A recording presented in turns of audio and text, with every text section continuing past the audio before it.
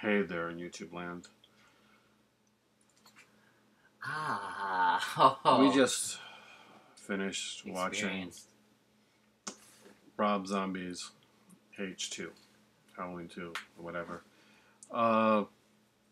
More than likely you just watched, hopefully, our Rob Zombie's first Halloween movie review, where I kind of lost it. And, man. Oh, man. Anything that was remotely likable, and my God, there was so little likable in the first film. Almost nothing. Almost completely nothing. Oh my God. Is thrown. Just throw it to the ground. The window here. Fuck this movie. Yes. Yeah. Fuck this movie. I'm sorry. Oh my God. There's. I suppose I should do the what's it called again? The explaining the synopsis thingy. Okay. First, I'll do the whole credity thing. Go do your credit things. Rob Zombie directs and writes this atrocious. Can we really say that? Can we say that either that this film was directed or written? Neither of those things seem to be apparent when watching it.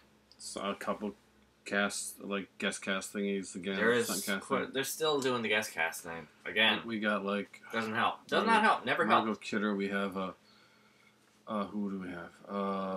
Weird Al Yankovic. Chris Hardwick. What the fuck? Weird Al Yankovic himself, by the way. Yeah. Oh man, there's some other people. But it's I can't not really remember.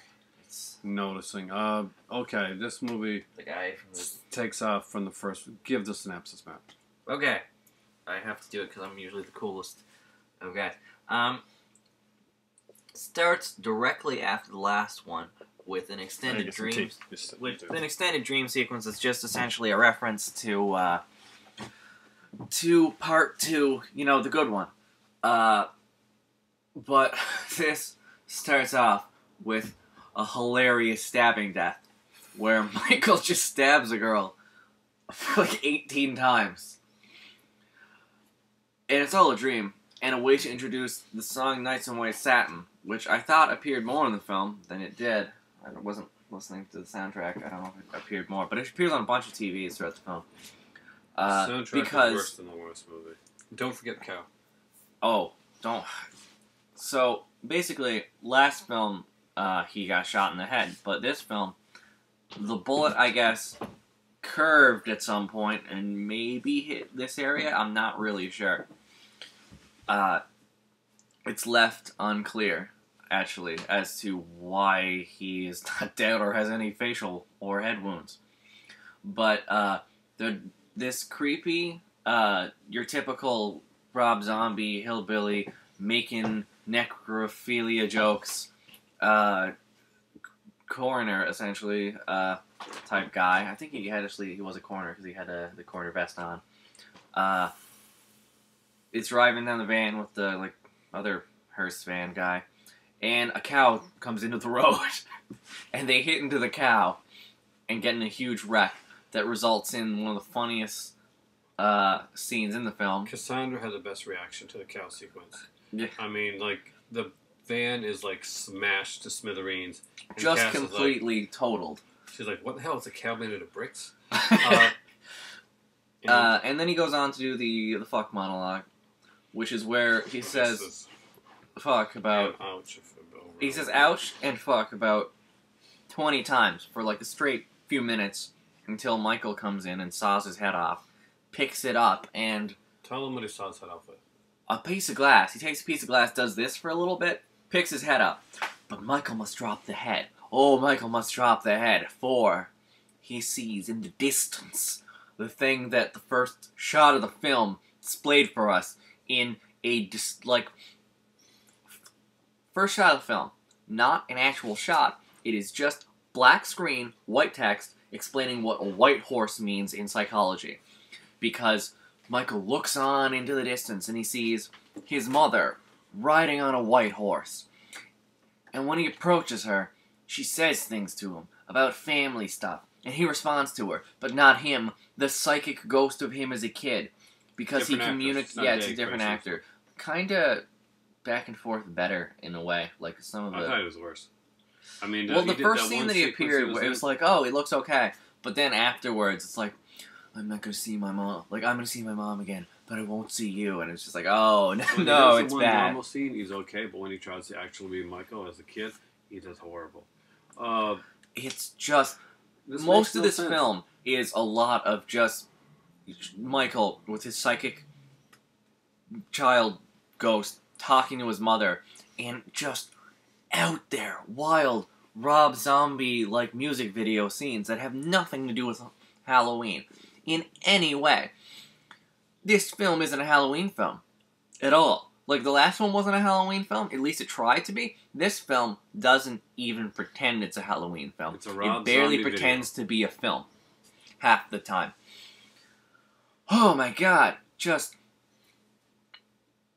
I was thinking to myself earlier today, I was perusing my personal library, sitting at my magical desk, and I put my feet up and I said, what would be the worst possible way to see Michael Myers? How about with a big-ass, huge Grizzly Adams beard, in a hoodie and raggedy clothes, walking around, speaking and grunting half the time? I have to say something right now. How obnoxious are you, Rob Zombie, that you have to turn Michael Myers into pretty much you? He looks just like him, You know what? but like 7 feet tall. Mary sued Michael Myers, and The that's characters are ridiculous. even less likable in this film than in the Laurie, first. who was like I went back and forth with saying she's mildly likable in the last film. Like, you can kind of like, she's had some really stupid scenes and she's kind of like annoying, but like you can see like, oh, she's taking care of the kids, okay. Now she's an asshole. She's just a straight There's like asshole. one scene in this entire movie where I'm like, okay, maybe Laurie's kind of likable. Yeah. Maybe we're going to be able to like There's her a bit. scene, like, the psychologist scenes are okay, but She's just a... there's one, the only scene where she's actually likable is the scene where after she has a massive weird freak out where... No, I don't think so. I think the only scene which is actually likable is when she actually goes to the psychologist at the beginning of the movie, and she says basically, like, I don't want to... I every time I look at Annie, I get angry, and I just basically want to hurt her, and she stops and stuff. And that is a good scene. That's an okay scene. And you know what? The only scene where I thought... real scene in this entire movie. The only scene where I Nobody actually talks liked her, like, a little bit, though, was when she comes to the psychologist, like, crying and disturbed and tries to, like, recount her day and things that made her happy in the day, because she's obviously feeling stress over having just envisioned killing Annie. And that there is the moment where I was like, oh, maybe she can't. No, I've seen this movie before. I know what happens. She immediately tells the psychologist, no, I need more drugs. And when the psychologist says, you are on a lot of drugs and awful, she says, fuck you, I'm going to be awful for the rest of the film. Just downright shit. For the whole thing. And that's what she does. She follows up to that promise. I have to say one thing again here. Sheriff Brackett does a great job. in this movie. Yeah, Sheriff Brackett is good again. So Brad Dourif, great job.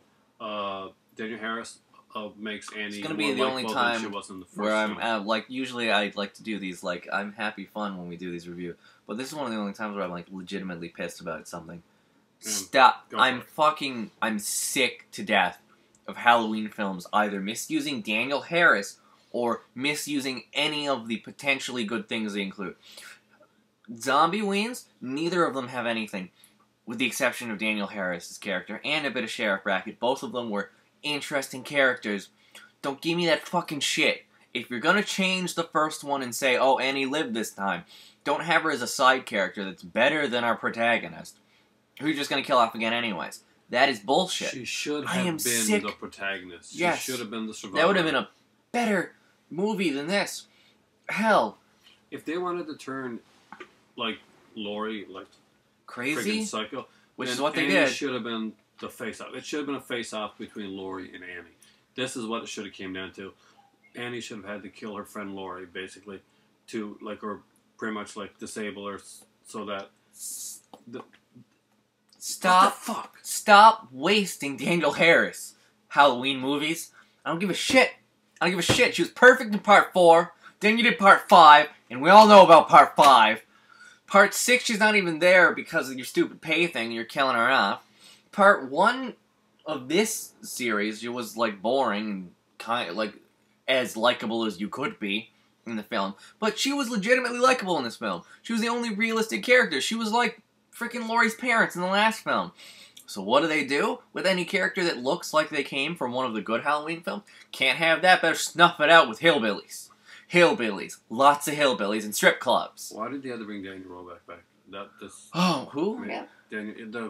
Daniel Roebuck is the guy that played the guy that ran the strip Oh, club. yeah, the strip club guy. I gotta say this. He's back. He dies. There's a whole scene where they go back to the Rabbit and Red strip club, and there's a big fucking picture of like Deborah Marsh. That's her name. Yeah, I think her name's naked, like cause she's stripped there, and that's like That's their go-to. That's like We had dead stripper who was the serial killer's mom. I'm sure lots of people go for that. Yeah. Not that she's still there, but tasteless is that. I mean, like, and the whole point of the film is that everyone's tasteless. I don't want to have whatever it is that Rob Zombie went through as a child, because apparently, according to him, everybody is the worst person ever. It's hillbillies, necrophiliacs, and just pricks. It's a bad movie. Loomis is awful. It's an Remember how we said Loomis was good before? Loomis is awful. People. It's an ugly film filled with ugly people, and it's not in a good way. This movie isn't brutal or anything like that, so cut that bullshit. This is a brutal movie. No, it's not. It's not artsy either. It's not brutal. It's not artsy. It's not psychological. It's not getting into the mind of anything. It is bullshit. It is and boring. It is as shallow as a frigging 2-minute music video stretched out long with like scenes that are supposed to be artsy but they aren't. It's like somebody that's playing at psychology and somebody that's playing at arts and somebody that's playing at filmmaking but actually doesn't have the skill and the talent to pull it off.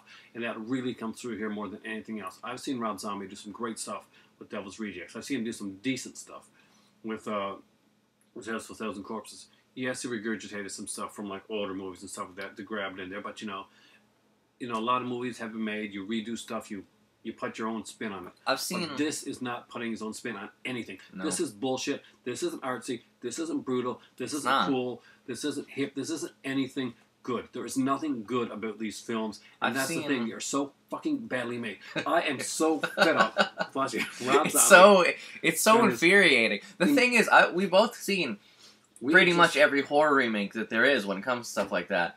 I've seen, like Black Xmas is right over here. Awful, terrible, terrible film. I've seen... I hear people talk about Nightmare on Elm Street. Prom Night all the time because it's a PG-13 remake and stuff, and Jonathan Che's in it, and he did like Roadhouse 2 at the same time, and it's talking about what a horror movie this is. But no, give it up on Prom Night, because you know what? That may not be a perfect movie, but it's a hell of a lot better than this. You know what? Black Xmas, fucking better than this. Terrible. At least. Once again, what was that one we did the other week? April Fools. The Nightmare on Elm Street remake, which was pretty awful. When it looks like they try, there is no point in this film. Nothing can piss me off more than these two films. And I've watched a lot of bad films. These are... I want to bitch slap Rob Zombie. It goes above and beyond, because when we're watching bad films and it's like, wow, this is terribly made, it's like, yeah, this is terribly made, but it's not terribly made in a freaking... the first horror movies of all time, like one of the first big horror movies of all time. This is a legendary series. I can get along with 5, fine, but that bullshit pisses me off. It's not even in...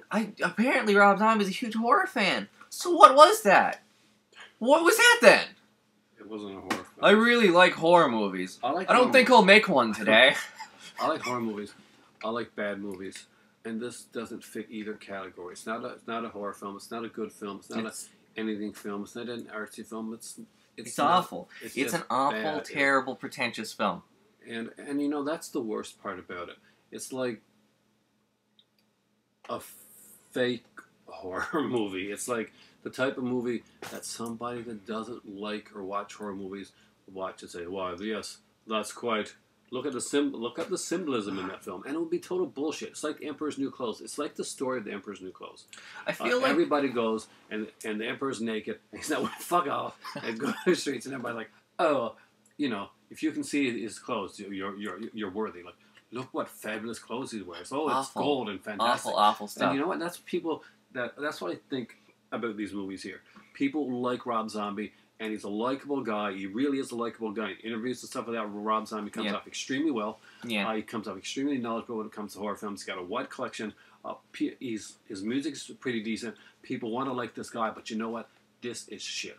Devil's Rejects was good. House of a Thousand Corpses was okay, but these movies are pure crap, and people are looking at them and they're looking for stuff to see in them. And when Stanley Kubrick did the movie The Shining, because it wasn't a good adaptation of the book. Was The Shining a good movie? Yes, it was a fantastic movie, but it was a horrible adaptation of a Stephen King novel. It was a great Stanley Kubrick movie.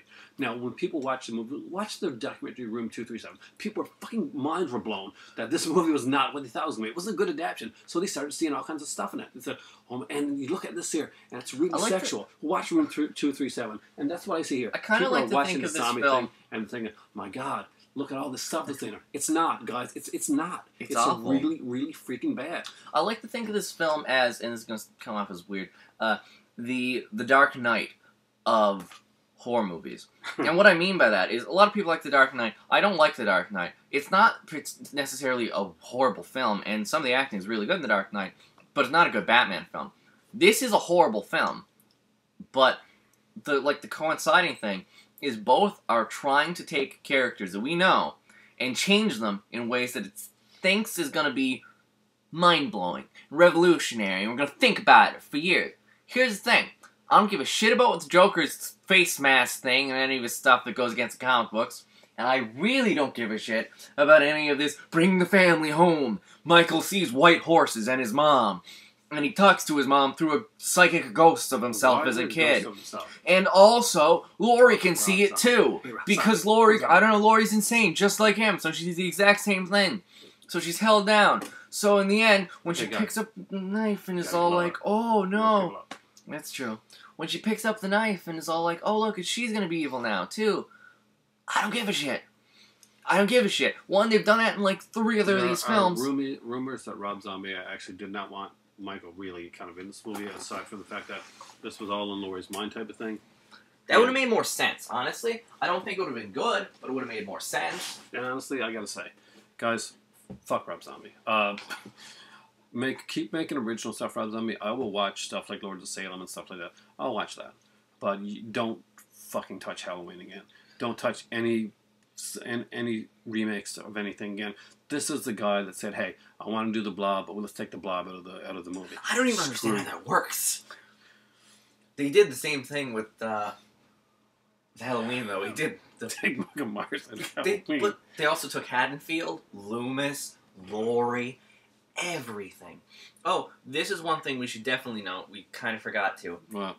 Halloween music's not used. Not once. I don't remember any time in the film. Yeah, this is the anti-Halloween film, and I don't know if this was a big fuck you to the studios, Rob Zombie, but you know what? Rob Zombie, take your personal beef out with studios and executives on your own fucking time. Why don't you like Halloween? Everybody likes Halloween. Do not mess with the fans. Do not, oh, you got screwed over by the studios? Okay, do you know what? Don't take that screwed overness and put it onto me. Don't put it onto my fucking dollar. Because you're, at the end of the day, Rob Zombie, you're getting paid to make this fucking movie, and we aren't. We're paying to watch this shit.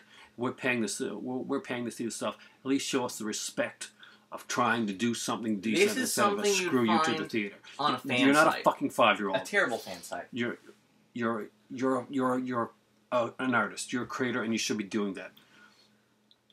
Don't use your art to punish your fans when you're punished in the studio. Screw you. If you don't want to do the movie, walk off the fucking set. Let somebody else do it. Let somebody else come in and make a better film.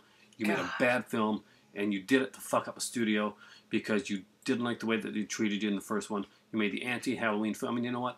Good for you, Rob Zombie. You're a fucking child. This was horrible. This was disgusting. This was an atrocious film, and as pissed off as I was with the first one, I'm even more pissed off right now because... I don't even know if I want to see a remake of Halloween again. There's been way too much. I feel like doing a remake to the Halloween films, or any additions to Halloween films, is like giving a child a toy you know they're going to break. Every single time. 1, 2, awesome. 3, pretty good. Also, for what it is. I really like it. 4, back to basics. Great. Everything after that? Did you watch the other ones? I don't think 5 was that bad. 5 was pretty awful. It wasn't 6 horrible. was a good film, but it was weird.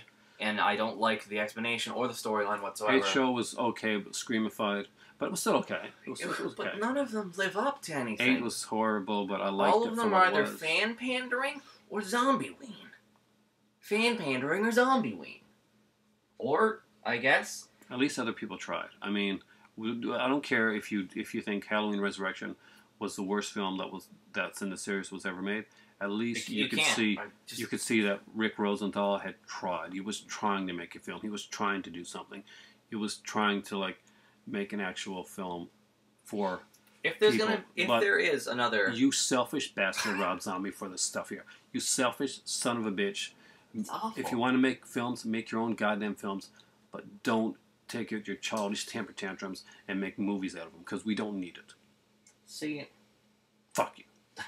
I'm done. I'm done. I'm done with Rob Zombie's Halloween movies. Those can stay in my collection and not be watched again until, a year or two, and maybe I'll revisit them and see something I like about them. And then you see another Hollywood diatribe of me. Normally, I'm pretty easygoing when it comes to this stuff, and I'll try and find the good stuff. And I always do try to find the good stuff in stuff like this. But I've gone through 5 Halloween movies this weekend, and I watched the original, and I was amazed. The original still scares me to this day, and it really does. And after watching it, I was really freaked out.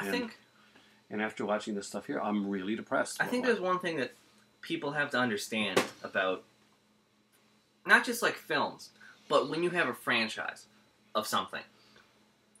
I know that sometimes it is good to go outside the box, see what you can do. But when I hear things like Zombie-Ween, or, hey, they were talking about the idea of a found footage like Friday the 13th for a while there. They're possibly doing a found footage Fantastic Four film. It's been rumored. That's not... I understand the idea of this is my creative freedom, this is what I can do. The thing is, nobody wants to see that. I understand that you say, maybe this would be interesting and stuff like that, but that's not the point. It's not what would be interesting to you, it's what would be interesting to everyone that sticks to the heart of a franchise. You don't go outside the heart of a franchise. This is a thriller. This is a pre-slasher thriller franchise. Don't do weird psychological hillbilly stuff. Don't make other Devil's Reject film, pretty much. Just do a Halloween film. If you want to do a Halloween film, if someone says, do you want to do a Halloween film? Don't say, yeah, I'd like to do another film. Halloween sounds nice. If you're such a big do a fan, Halloween film. If you're a fan. If you can't do it, walk away. Because at the end of the day... If you can't stay true to the heart of the franchise, just let it go. Just let it go. First movie, you're in over your head. And you found out really fast. The second movie was a temper tantrum. This is my thoughts on Rob Zombie's Halloween movies. They suck. Awful, really. So, thank you guys for watching. For me right now, it is time for Rage and Tea. Tell your dad that Angel Myers says, fuck you. Yeah. Fuck you, Rob Zombie.